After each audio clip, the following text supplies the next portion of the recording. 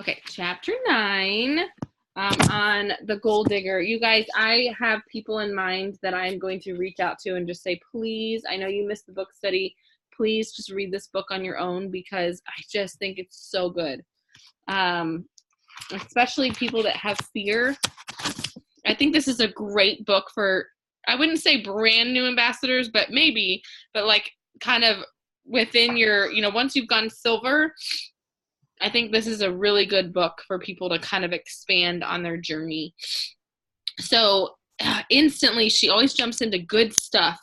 Instantly, she talked about when you're talking to people about your posture.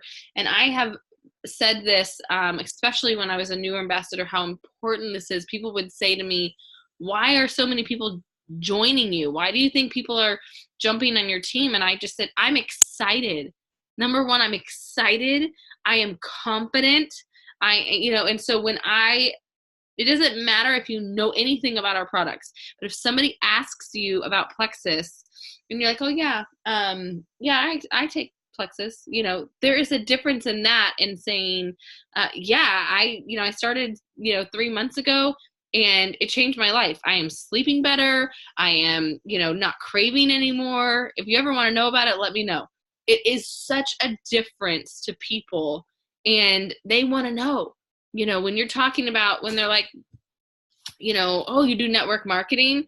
Yeah, I love network marketing because we have so much fun together and we get on meetings every week and we, talk about, we just, we pray with each other and we, just talking about the exciting things and not like the other side of it, which looks more like, I know network marketing has a bad rap. When you cave into that or sound non-confident in what you do, they're non-confident in what you do.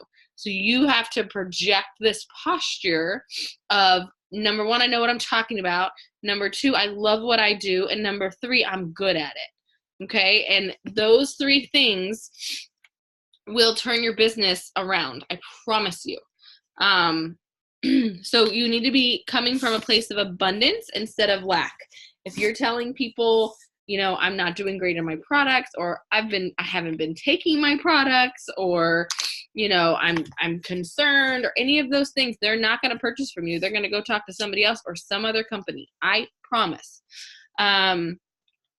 So she says, take control of the conversation, have confidence in yourself, and be an authority in the situation.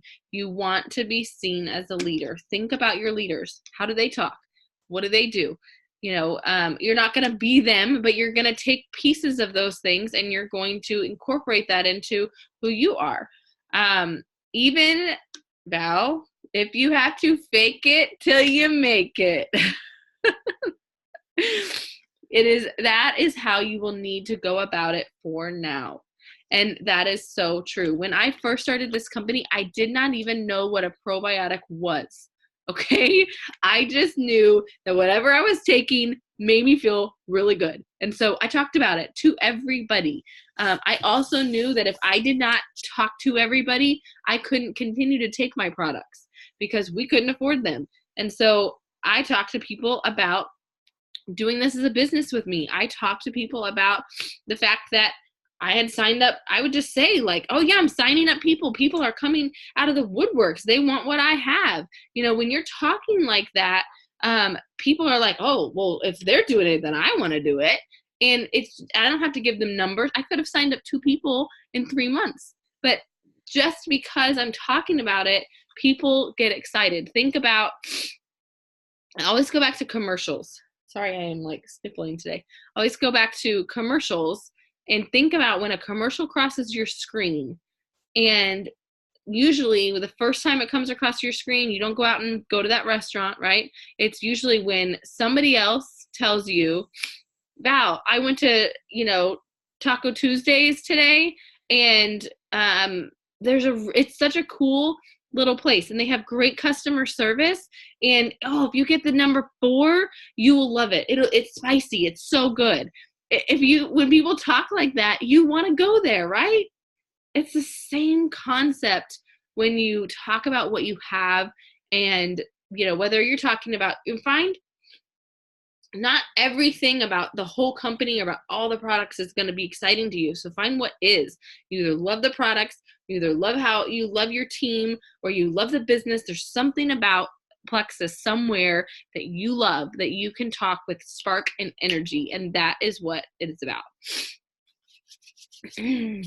Okay, so in order to get there, we're going to do daily mindset practices. If you're feeling like I can't do that, then you need to be practicing daily mindset practices where you visualize people saying yes, your team growing quickly, and for you to open up your inbox, it is full of prospects and saying what they want to know more. May seem silly, but it absolutely works. And really, what do you have to lose? I mean, if you don't do it, you're going to be in the same place in 3 months. And I guarantee you, anybody that tells me they've tried that didn't do it consistently long term, because I don't know anybody that is successful in network marketing that did not have to do severe mindset work. All the successful people talk about it.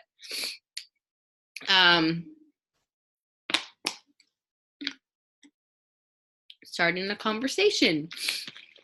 So she said, I'm going to assume that you already worked through your warm market. Do you know what a warm market is?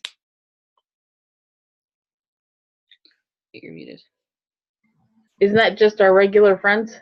Yeah, so it's people you know. It's people you know really well, right? It's not random people you've met on Facebook. It's not people you meet in the supermarket. Those are your cold market. So your warm market, you want to work through every single one of those people first, 3 to 12 times before you want to go on to your cold market, okay? Because the warm market are the people that are going to join you first. Your cold leads cannot be prospected.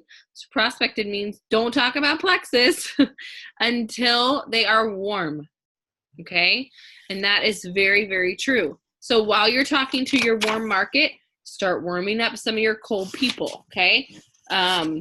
When you're doing your Dough app, think about, okay, I'm going to work through some of these. I'm going to look at my list, and I want to have 2 cold people on my list of 5, kind of a thing, so that you can, although you're talking to Plexus to a couple of people, you're just talking about general things to the other 2 people, okay? And so you're going to constantly be having this ebb and flow. So here's what that looks like. It can be sending friend requests, watching your Facebook story, or commenting and liking on your post. Those people. When it comes to cold leads, the best ones are those people. If they send you a friend request, message them back and say something as, hey, thanks for the new friend request. I love connecting with new people on Facebook. I saw your adorable girls. I have 2 as well. How old are they? Continue getting to know them until you can find a pain point before you bring up your business opportunity or your product. Okay, I'm going to give you an example. I had this weekend. I've joined a couple of Facebook groups in the Biloxi area for Keesler Air Force Base, and one of them was new moms. And so I went on there, and I saw that she was posting like, comment here if you have, kids under the age of 2. Comment here if you have kids, between ages 3 and 5, that kind of thing. And so number one, I can see, okay, I have some people right here that might have some kids' ages and genders in common with me. That was great. But then I thought, I want to know who the people that would fit into my business, who those people might be. And so I know that we are more natural, right? We have a more crunchy lifestyle, most of us, or we're kind of leaning towards that direction. So I asked about crunchy moms. So I said, hey guys, I'm moving in April, and I call myself soggy granola. That's what I said. Because crunchy is like somebody that's extreme, somebody that is like, they cloth diaper, and they eat only organic food, and they entirely breastfeed, and just all these different categories, right? Soggy granola to me is somebody that likes those things but maybe isn't quite there yet. I still like to have a Cheeto every once in a while, okay? And so that's what I said. I said, I'm looking for some crunchy mom friends. I call myself soggy granola. I love learning about natural health, but let's just keep it real. I need a Cheeto every once in a while. #balance. Okay. And so I had some people comment, and then I had a girl, the admin, reach out to me and say, I'm nervous about your post because that can really go down another direction. People can start commenting controversial subjects. And so we started talking, and I said, I totally get your fear, and we're kind of talking through it. And I said, I promise you, I'm not going to bring up those major topics because I don't want to argue with anybody about my lifestyle. That's not me. I just want to meet some people that might have some similar interests. And you could tell she was really nervous because she had had a bad experience at a different base. And she started telling me some things about her lifestyle that fit into those controversial topics. And I was super supportive of those things because they're things that interest me. And so then the next day, so somehow we got on the topic of home business, because she asked on the group if there was any stay-at-home moms that would like to be an admin in the group, because it was a brand new group. And I said, hey, I'm home full-time, but I also have a full-time business from home. And so I don't have a ton of time, but I would love to help, a little bit if you'd like. And so, of course, she said, what kind of business do you have? Right? That's how we bring it up naturally. And so she asked me what kind of business I have. And I told her, I just said, I work for Plexus. Have you ever heard of it? She said, actually, I have. I used to take It Works.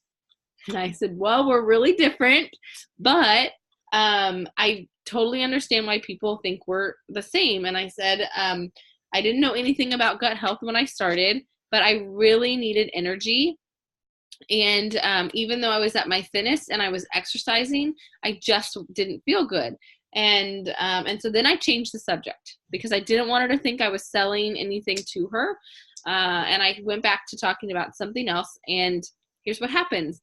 The next day, she reached back out to me and she said, I'm really surprised that your conversations went so well on the Facebook page. So we again started chit-chatting, and I said, we're all adults, and I think as long as we stay away from those major topics, it should be okay. And she then said, hey, I really want to learn more about your products. Can you tell me a little bit more about Plexus? Okay, that's it. That's how it goes. And so I didn't know that would happen in 24 hours. Sometimes it takes 2 or 3 weeks. But just by having an interesting conversation, letting somebody know that you care, building that trust factor. She's a complete stranger. I've never met her in my life. I don't know anybody that knows her. Completely a cold prospect. Okay. But just by having genuine conversations with somebody and caring about them and listening to their problems, finding out their pain points. I learned that her child has allergies, just different things about their lifestyle, and then kind of sprinkling a little bit of your Plexus and moving on. And then maybe in a couple more days, they ask you something else. And you're like, I have a book study that day. My team and I get together once a week, and it's so much fun. Sprinkle a little bit of your business on there and move on. Okay. And so as you're doing that, you're warming up your market for that person. And eventually, they're probably going to come back and ask you more. Okay. So just an example.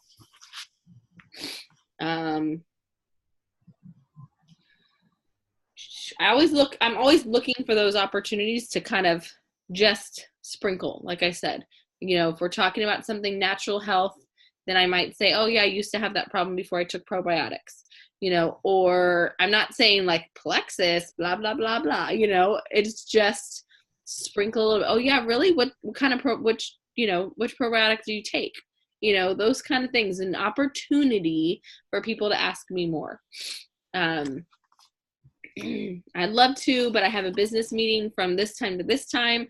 But why don't we catch coffee afterwards? Okay. And then, they might say, well, where do you work?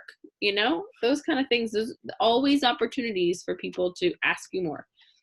Any questions about that? Okay. So if they interacted with one of your posts or Facebook stories, you can message them and say, hey there, I saw you watched my Facebook Live. What was your favorite part? Remember, you are the expert, so look for opportunities to mentor them since they were proactively digesting your content. Then she talks about requesting 10 to 20 friends, new friends. This is going to be something that you decide with your business. I am very conscious about the fact that there are some people that are comfortable with this and some people are not.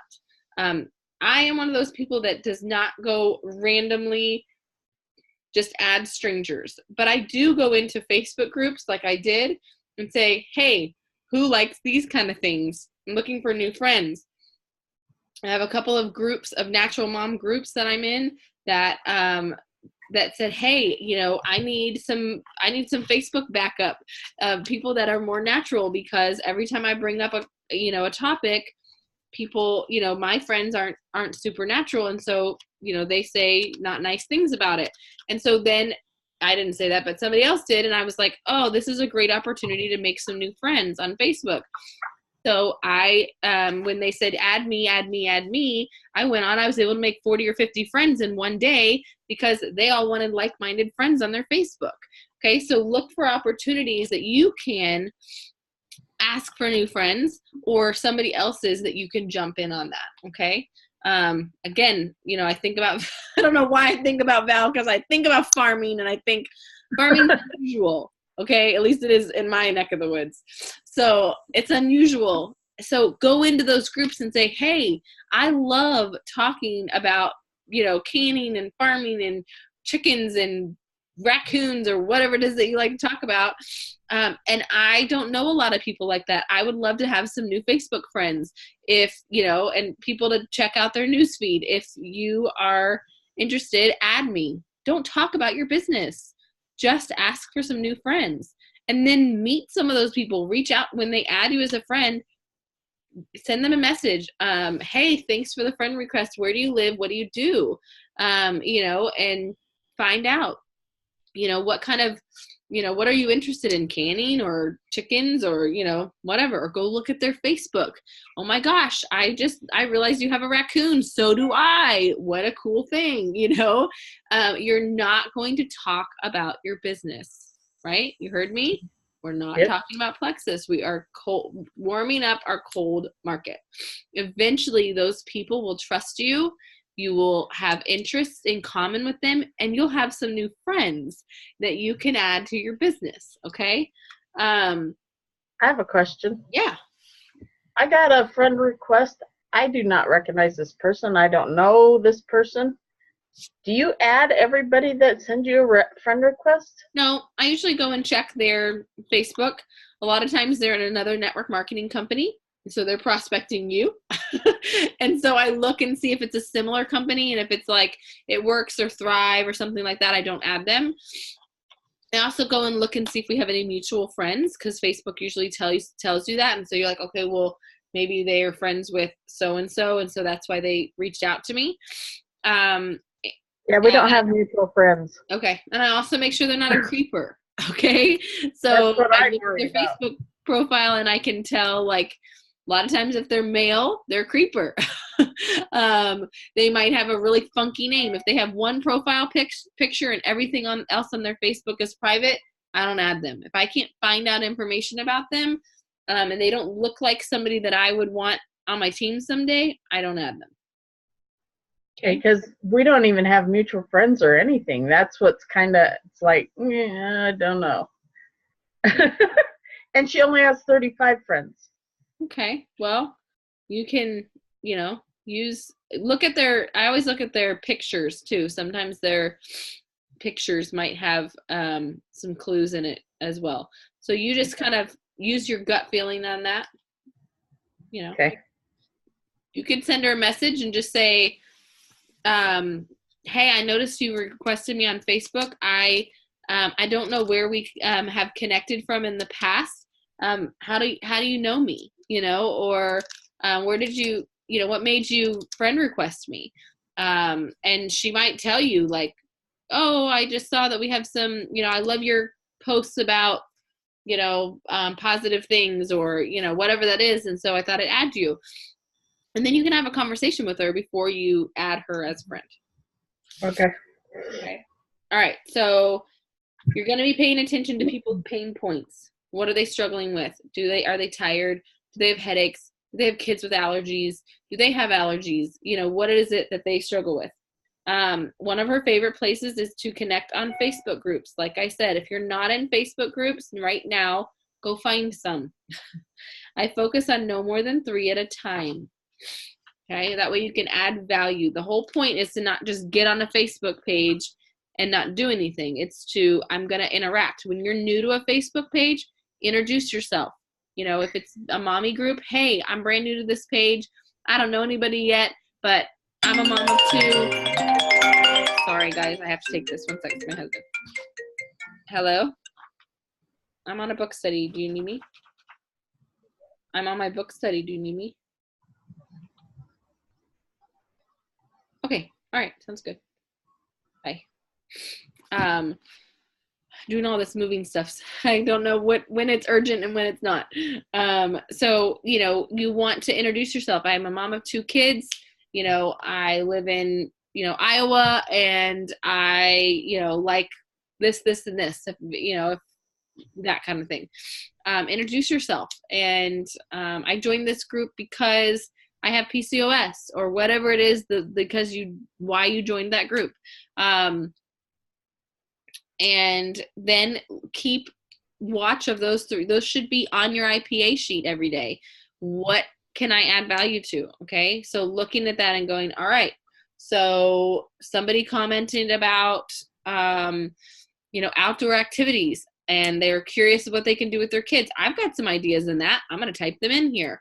And what's going to happen is that you're going to become a regular in that group, and people are going to notice that. And so when you start posting things, you're going to be adding value to their group, and people are going to comment on that. And eventually you might make some connections with people. You'll know, because the same people will comment on things that you like. And so you might reach out to them in private message and say, hey, I noticed we have a lot of things in common.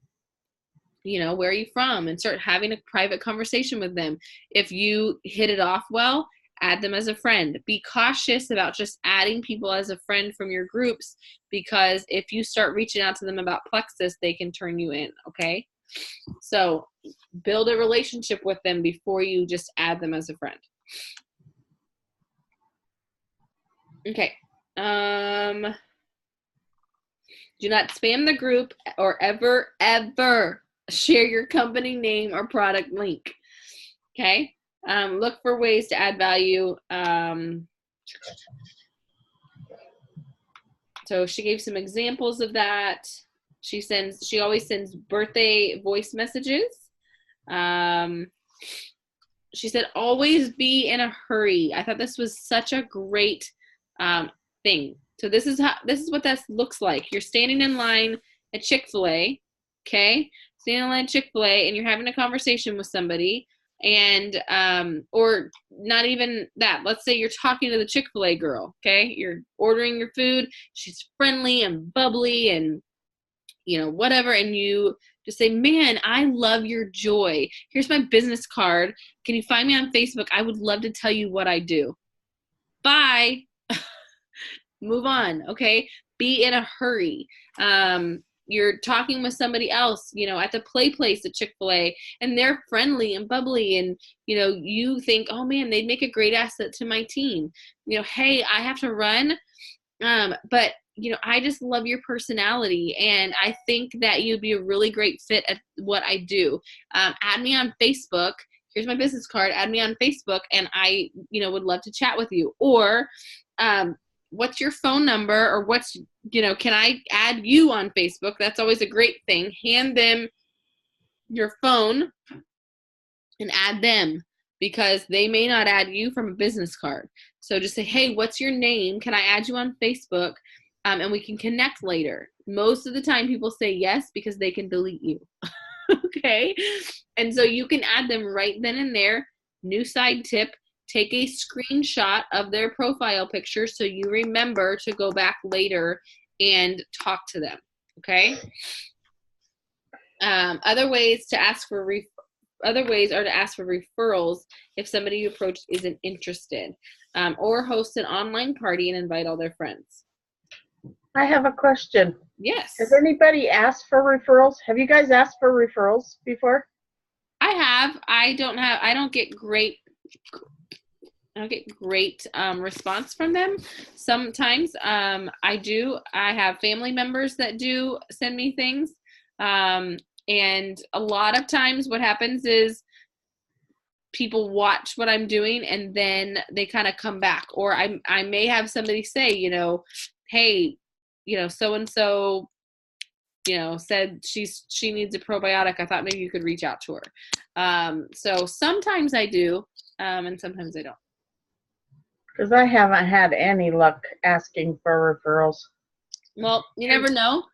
Yeah. Always, there might be somebody out there that does. I hear that it works really well, but well. How would you approach them if you had a referral? Somebody you did not know. Oh, I would just say, hey, can you throw me in a three-way message? If somebody said something like, well, I have a friend who struggles with, I'm trying to think of something with Crohn's. I have a friend that's struggling with Crohn's. She would probably be interested. Like, oh, well, that's awesome. Could you send me, could you add me in three-way message and I will reach out to her, or just reach out to her I did have somebody the other day, actually, somebody that said she loves her pink drink and her mom wants some. Can you message her? And so I just did that. I just messaged her and said, hey, my name is Ansley. I work with your daughter. And, and she said, you might be interested in some pink drink. What are your health struggles? So just kind of reaching out that way. Or I have a friend that said we might make a really great connection. Here's what I do. I work with a gut health company. And I would love to know, more about what your health goals are. Just something like that. Okay. Okay, so she goes on to talk about do's and don'ts. Don't send a copy and paste script. She said, Facebook knows you're doing it. Change it up. Make it sound like you, okay? And if you're going to do a script, make sure you voice message it. Never become defensive or rude if they're not interested and respond negatively. Find their pain point and tweak your story accordingly. Use voice messenger whenever possible. When you're new, work towards a three-way group chat or call your upline to assist you. Use third-party validation tools such as videos, testimonies, PDF, or private Facebook groups. Do not prospect everyone. I put a big circle around this.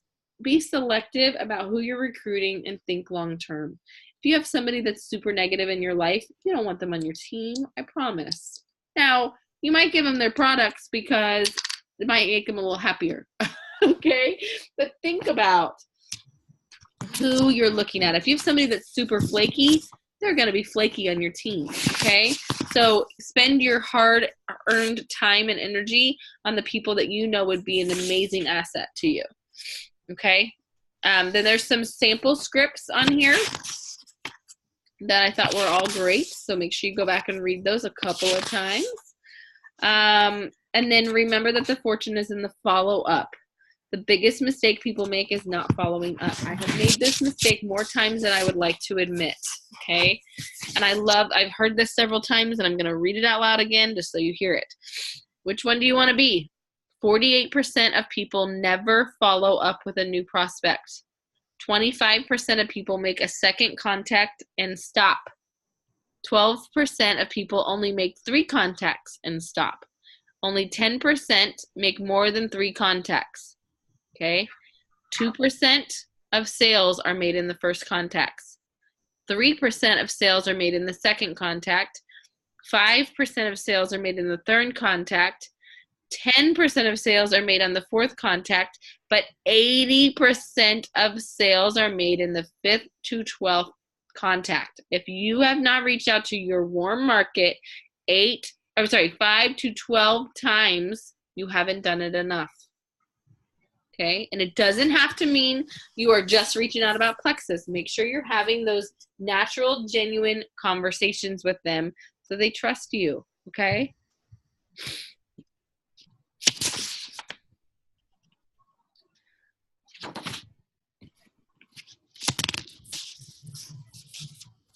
says you want to come up with a creative way to follow up. You might send a video, a sample PDF, a flash sale, a new product, or offering the business opportunity. Y'all, we on March 1st have an incredible opportunity to have 6 free codes for a free business.